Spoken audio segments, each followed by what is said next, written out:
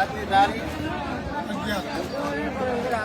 તારીખ 11/4/2026 રોજ શનિવારના રોજ હું અપક્ષનું ફોર્મ ભરવા જઈ રહ્યો. અપક્ષનું તમે જે ફોર્મ ભર્યું એનું મેન કારણ, તમે તો ભાજપના જૂના કાર્યકર્તા છો, એમ છતાં મેન કારણ તો એક જ છે કે મારા અપક્ષનું ફોર્મ ભરાય નહીં, પણ અમે જૂના કાર્યકર્તા હતા. પાર્ટી એક બાજુ એમ છે કે જૂના કાર્યકર્તાને આપવાનું, છતાં જૂના કાર્યકર્તાને કોઈને ટિકિટ આપી નથી. એના હિસાબે મારે અપક્ષનું ફોર્મ ભરવાનું થયું. એટલે કે આપણે કોઈ વર્ષોથી જન્મજાત બીજેપી હતા અમે, અને બીજેપીમાં ખૂબ કામ કર્યું, ઓફલાઈનમાં પણ મેં કામ કરેલું, છતાંય પાર્ટી અમારી કદર કરી નહીં. એટલા માટે મારે અપક્ષમાં ફોર્મ ભરવું પડ્યું. અને મારા ગામમાંથી અને ઠેંગારિયા ગામમાંથી અને રમલપુરમાંથી મને પૂરેપૂરો સપોર્ટ હતો કે ભીખાભાઈ તમે ફોર્મ ભરો, અમે તમારી હારે છીએ અને તમને નહીં વાંધો દેવી. એટલા માટે મેં અપક્ષમાં ઉમેદવારી નોંધાઈ છે. તમે જે અપક્ષની અંદર ફોર્મ ભર્યું એની અંદર તમે જીતશો, તમારો ભવ્ય વિજય થશે, તો તમે આગામી દિવસોની અંદર શું શું કામ કરશો?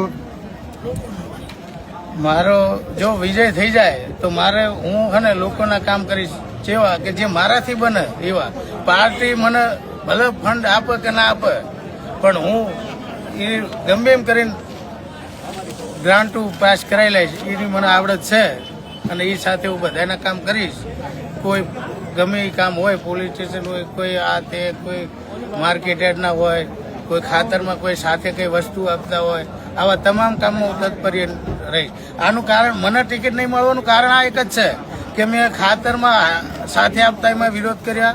પછી મેં માર્કેટ યાર્ડમાં જે તોલ માપ ઘટ કાપતા હતા અને આપણે હાઇડ્રોલિક કરીને ઠલાવતા હતા, તો એની અંદરથી આ લોકો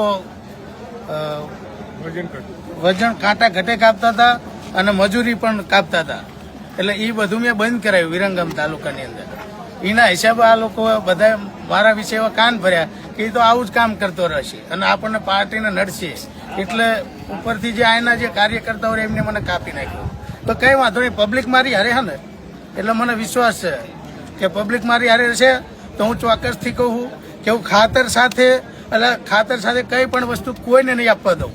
જો હું ચૂંટાઈને આવી ગયો તો હું પહેલું કામ એ કરીશ અને માર્કેટ ખેડૂત માટે હું તત્પર રહીશ. ખેડૂતનું હે ને હું છ્યાજી ઓલું નહીં થવા દઉં એવું હું વચન આપું. આટલું કહી હું મારી વાણીને વિરામ આપું. તમે આજે મોટી સંખ્યાની અંદર આવ્યા છો, તો આશરે કેટલાક લોકો સાથે અહીંયા આવ્યા છો? મારી જોડે લગભગ ઓછામાં ઓછા 150 જણા તો હશે જ. તે એથી વધારે હોય તો ના નહીં, પણ ત્રણેય ગામના એવું ઠેંગારિયા, ગાજીપુર, રેમલપુર અને બીજા તો શું આ 2-3 ફોર્મ છે એટલે અમુક આવી નથી શક્યા. અમુક કોઈ બહાર ગામ જ્યાં હોય એના હિસાબે આટલા તો લઈને આવ્યો છું અને મને વિશ્વાસ છે કે ચોક્કસપણે મારી જીત થશે.